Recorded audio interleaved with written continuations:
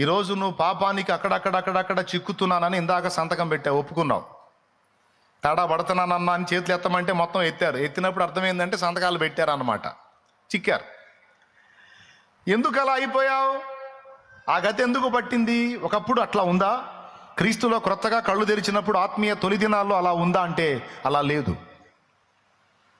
అప్పుడు అన్ని విషయాల్లో పర్ఫెక్ట్గా ఉన్నావు, ఇప్పుడేమో దిగజారిపోయావు. కారణం ఏం జరిగింది అంటే ప్రేమే లోపించింది.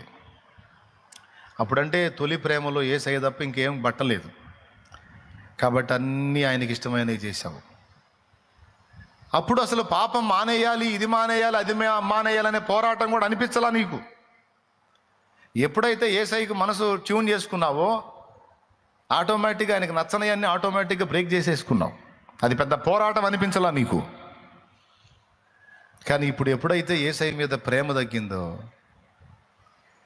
ఇక ఆయనకు నచ్చనివన్నీ నీ జీవితంలోకి ఎంటర్ అయినాయి. వాటిని తొలగించుకోవటం నీకు పెద్ద పోరాటమైంది. ఆనాడు ఈజీగా అనిపించినది ఈనాడు ఎందుకు కష్టమైంది?